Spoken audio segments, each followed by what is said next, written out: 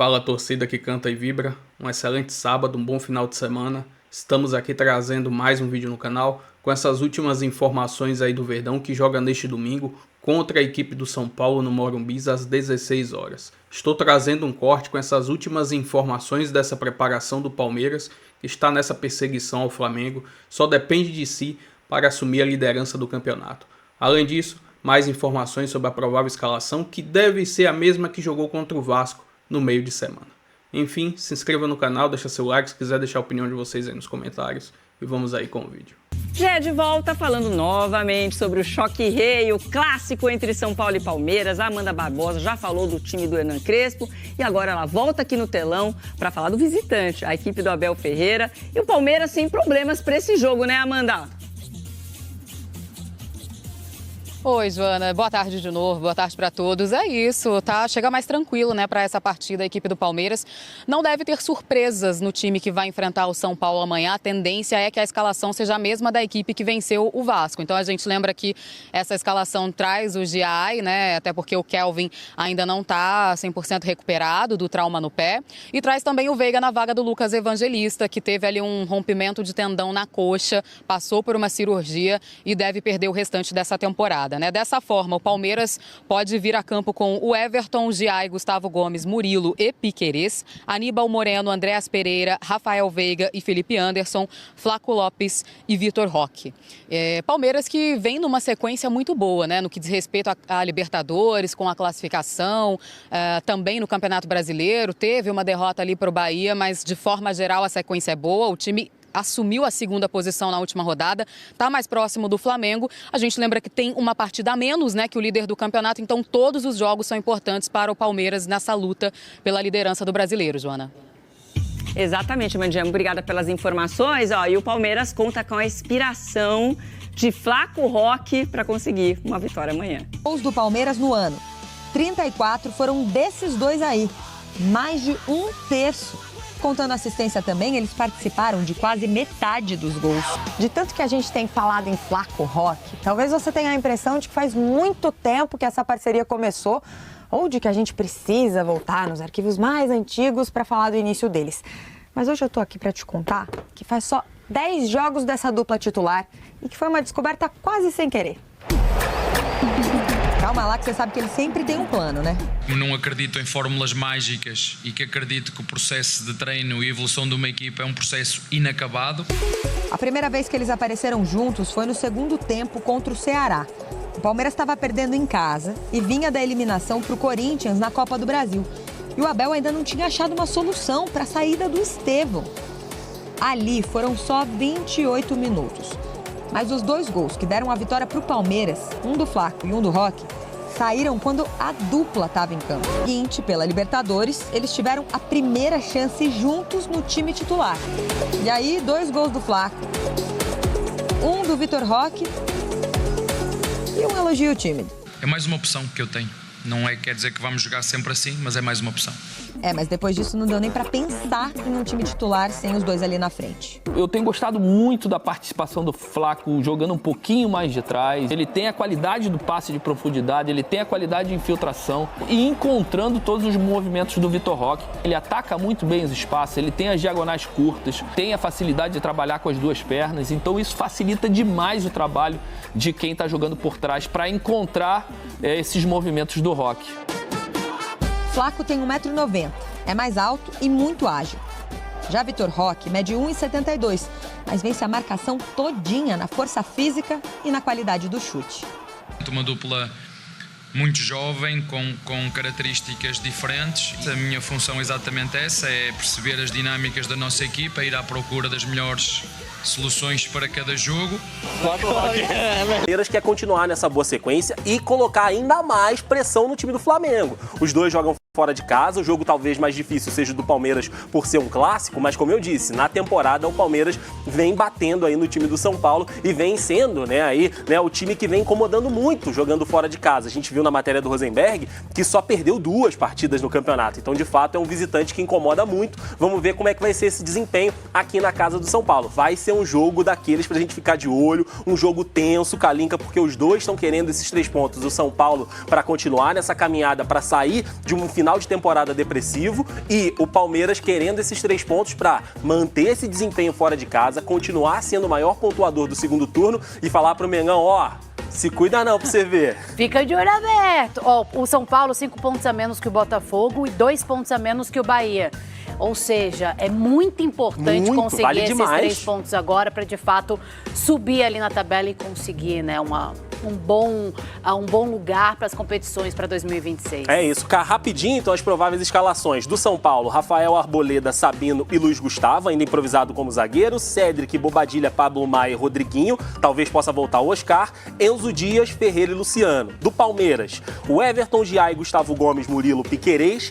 Aníbal Moreno, Andréas Pereira, Rafael Veiga, que entrou no time no lugar do Evangelista. Elogiado pelo técnico, né? E o Felipe Anderson fechando o meio de campo. E na frente, Flaco Lopes e Vitor Roque, a dupla que vem dando certo. Inclusive, a gente volta até um pouquinho ali no início dos anos 2010, né? Metade desse século que estamos começando. A dupla de ataque, como é bom ver uma dupla de ataque jogando, né? Um jogador mais de presença de área, um jogador de mais velocidade, trocas, laterais que vão ao fundo, cruza, tem 2 dentro da grande área. Porque a gente perdeu muito, né? Dessa dupla de ataque que a gente tinha e agora o Palmeiras resgatando. Gostoso de assistir. E é interessante porque o Vitor Roque, quando chegou também, foi muito contestado, muito criticado, cobrado. E aí deu um tempo, e o Abel falava isso também, né? Calma, a gente vai alinhar, vai dar tudo adaptação. certo. Existe uma adaptação e de fato agora ele com o Flaco Combinou. casou. O pessoal até faz aquele meme, né, do Bebeto e Romário, aquela fotinha dos dois. Calma, gente. Estão muito bem, mas até chegar nessa outra dupla aí, tem que comer muito arroz com feijão. É isso. André, quer chutar um placar, já que a gente está falando de clássico? Eu comentei aqui com os nossos colegas dos bastidores que eu acredito que vamos ter um empate nesse jogo. Empate. Tá aí. Bom, eu vou para um empate. Desse Palmeiras também, que chega de uma vitória importante e cola, mais uma vez, tá aí nessa briga com o Flamengo e Cruzeiro pela liderança, tem choque rei. No final de semana tem clássico, tem São Paulo e Palmeiras. Então vamos botar os nossos 2 repórteres aqui na área com a gente ao vivo no Tá Na Área. O Bruno Gilfrida, que acompanha o Tricolor, e a Camila Alves, minha xará, na cobertura do Palmeiras. E aí, começando, trazendo um pouquinho, né, dessa expectativa para o clássico. Vou começar com a Camila para a gente começar com o Palmeiras, já que a discussão está lá na liderança. Eu sempre tenho uma desculpa para começar pelas mulheres, sei que vocês já perceberam. Minha desculpa muito bem pensada de hoje é que a gente está falando da liderança do campeonato, então vamos trazer um pouquinho do Palmeiras. Boa noite, Gilfrida, boa noite, Camila. Xará, o Palmeiras que vem de uma vitória importante, certamente gostou muito do empate entre Flamengo e Cruzeiro ontem, né, no Maracanã. Tem esse jogo a menos a disputar nessas próximas 3 rodadas contra o adversário que briga na parte de baixo, mas a data FIFA pode ser um problema para o time do Abel, né, minha amiga? Boa noite para você. Pois é, minha amiga, uma boa noite para todos vocês, para todo mundo que nos acompanha. É um mês com uma série de elementos, né, dá para dizer assim, dessa equipe do Palmeiras. Esse resultado, né, aí da última rodada foi bastante importante para a equipe do Palmeiras, principalmente porque, como vocês já bem aí explicaram, pela diferença de pontos agora, o Palmeiras, se consegue vencer de repente o São Paulo nessa partida, fica torcendo aí por uma derrota do Flamengo nessa mesma rodada para poder tentar assumir a liderança nesse momento da competição. A gente vai chegando aí nessa reta final de campeonato, né, então todo ponto termina sendo extremamente importante. E aí quando a gente fala, e eu falo um mês de outubro de uma forma geral, complicado aí para essa equipe do Palmeiras, porque você cita aí essa questão da data FIFA, mas se a gente for olhar mais para frente também, no momento em que o Palmeiras vai chegar para esses confrontos diretos aí contra o Flamengo e contra o Cruzeiro, vai ser justamente no período que também faz as disputas da semifinal da Libertadores contra a LDU. Então é uma série de questões que o Abel Ferreira e a comissão técnica vão ter que administrar aí ao longo desse mês de outubro. E se a gente for falar aí dos primeiros passos, primeiro começando aí por esse jogo do São Paulo, a princípio quase todo mundo à disposição do Abel Ferreira, com exceção, né, dos jogadores que já estavam ali como desfalques, que era no caso do Paulinho, no caso do Kelvin e também no caso do Lucas Evangelista. E aí quando a gente olha para essa data FIFA, né, já vai ser os jogos da sequência, Juventude, depois o jogo contra o Bragantino. E aí vocês já tinham meio que citado ali um nome ou outro meio espalhado, mas só para poder condensar essa lista de uma forma geral, na seleção da Argentina foram convocados o Aníbal Moreno e o Flaco Lopes, que aí ficam fora desse jogo contra o Juventude. E aí quando a gente vai para a seleção do Paraguai, foram convocados o Gustavo Gomes e o Ramon Sousa. Então desses 4 convocados até agora, 3 jogadores que são titulares nessa equipe do Palmeiras nesse momento. E ainda falta aguardar a convocação da seleção do Uruguai, que aí, como a gente já sabe, né, o Scaloni ele tem um formato diferente ali de convocação. Alguns jogadores são pré-convocados e a gente só sabe os nomes um a um mesmo quando eles vão chegando ali para a concentração da seleção do Uruguai. Então ainda existe aí a possibilidade de mais jogadores ficarem fora desses próximos próximos jogos aí do Palmeiras. Então, tá sendo um mês de outubro aí desafiador, para dizer o mínimo, para o Abel Ferreira aí administrar para essa equipe do Palmeiras, Camila. E Gilfrida, boa noite para você também, amigo. Se a gente está falando de reforços, né, para o São Paulo, o Palmeiras lamentando as ausências contra o Juventude, mas nessa rodada, no final de semana, a dupla Flaco Lopes vai continuar entregando tudo pro Abel nessa solução que ele encontrou. E a gente, no outro bloco, falando de Cruzeiro e de Flamengo, citamos algumas quedas... Flaco Roque, eu falei Flaco Lopes, é o Flaco o nome dele, Não tem dupla nenhuma, Flaco Roque, perdão. No caso do Palmeiras, é o contrário. Esse grande momento do Palmeiras tem a ver com a mexida tática que o Abel fez ali no time, né, pós-mundial, mas principalmente com o entrosamento da dupla, né? Essa formação... E assim, o Flaco era um jogador que entrava... Eu lembro de umas 2 temporadas ele... Artilheiro do Paulista, torcedor o nariz. Tem que trazer o 9. Mas nesse momento, o Flaco ele fazia gols, mas não era um cara que participava muito. O Flaco, nessa versão dele com o Roque, com o Vitor Roque, se tornou um jogador que o Vitor fica mais próximo do gol, o Flaco sai, tá conseguindo dialogar no meio-campo, tem dado assistências assim de refinamento, bola alçada, bola assim. Aí o pessoal está dizendo que o convívio com o Messi na seleção deu ali uma... Torcedores, calma. Inspiração. Deu uma inspiração, né? Então fica brincando, foi para a seleção e voltou com a áurea do Messi, porque ele tem feito lances individuais, muito assertivo na conclusão, tanto arrematando pro gol quanto servindo. E o Vitor dele cresceu demais, né? Que é outro que sofreu, que quando chegou o torcedor pegou no pé, demorou a embalar. Mas hoje, você olha o Vitor Roque jogando, ataca, sabe, a área adversária com uma vontade, se movimenta, tá forte, agressivo, tá com uma dupla muito azeitada. Números impressionantes, né, Camila, dos dois, desde que o Abel encontrou essa solução, né, para a questão ofensiva do Palmeiras, que parecia ser um problema. Agora ele tem conseguido essa solução e conseguiu uma outra contra o Vasco, que deve aparecer nos próximos jogos, que é a vaga do Evangelista, né, agora utilizando o Andreas nessa função do meio-campo, porque o Evangelista é uma lesão pro restante da temporada, né? Pois é, minha amiga, 2 mudanças aí, né, que tem dado o que falar, pelo menos nessa equipe aí do Palmeiras. E um detalhe, inclusive, vocês vinham falando, né, dessa questão da escolha do Abel para poder utilizar aí o Flaco Lopes com o Vitor Roque. E eu me lembro, inclusive, que eu estava no primeiro jogo em que o Abel colocou eles dois como titulares nessa equipe, que foi no jogo contra o Universitário, ainda no campeonato, né, da Libertadores. Ele já tinha colocado eles meio que saindo do banco de reservas no jogo contra o Ceará, mas nesse jogo contra o Universitário foi o primeiro ali dos dois na escalação titular. E eu me lembro até que na coletiva eu cheguei a perguntar para ele, Abel, essa mudança aí que você fez, algo que a gente pode esperar ver de forma mais frequente nas escalações. E aí na época ele disse, isso aqui foi uma alternativa para essa partida em específico, mas não quer dizer que isso vai ser a alternativa que vai ser utilizada para todos os jogos. Mas no fim das contas, com o desempenho que esses dois vêm demonstrando em campo, era praticamente impossível de sair algo diferente disso. 16 gols aí em 10 jogos, somente considerando esses jogos deles como titulares, e se considerar também esse jogo saindo do banco de reservas, são 18 gols só dos dois juntos. Então, a primeira solução, e aí a segunda solução foi ali para o meio de campo. Era inicialmente uma grande preocupação, né, para essa equipe do Palmeiras, como você bem falou no caso do Lucas Evangelista. Terminou sendo uma fatalidade, ele sofreu, né, uma lesão na coxa direita, terminou tendo ali um rompimento do tendão na coxa direita, e aí por conta disso ele precisou passar por uma cirurgia, já passou inclusive por esse procedimento. Hoje, nessa sexta-feira, ele já se apresentou de novo lá na academia de futebol para poder iniciar esse processo de tratamento. E ainda que o Palmeiras não tenha muito costume de falar sobre prazos e questão de retorno e tudo mais, a previsão, pelo menos nesse momento, é de que ele perca aí o restante da temporada. E aí, pelo menos, o que se pode trazer, pelo menos como algum ponto aí positivo, é que na última partida o Abel chegou a fazer aí o primeiro teste, né, com essa ausência do Lucas Evangelista, e foi acionando o Rafael Veiga ali no meio de campo. E aí, só para poder explicar, né, ele não substitui exatamente na mesma função do Evangelista. Com o Evangelista saindo, o Andreas Pereira é que recua para a função de volante, ele que vinha jogando ali mais para o meio, mais para frente. E aí, com esse recuo do Andreas Pereira, o Rafael Veiga é que vai para essa posição ali do meio de campo. Terminou sendo algo que funcionou muito bem. O Veiga, que já vinha querendo, né, voltar para essa equipe titular há bastante tempo, vinha falando com o Abel, querendo uma oportunidade, né, nessa equipe. E aí terminou sendo uma partida em que ele teve uma boa atuação, participou com lance decisivo, deu assistência para um dos gols do Flaco Lopes. Então, um ponto positivo aí, pelo menos, né, para o Palmeiras, que vai para esse jogo com os mesmos 3 desfalques que vinham tendo, né, aí nas últimas partidas. E é só para poder recapitular esses 3, seria no caso o Paulinho, que, como a gente já sabe, está de recuperação, né, nesse processo processo de cirurgia. No caso do Lucas Evangelista, agora também iniciando o processo de recuperação de cirurgia.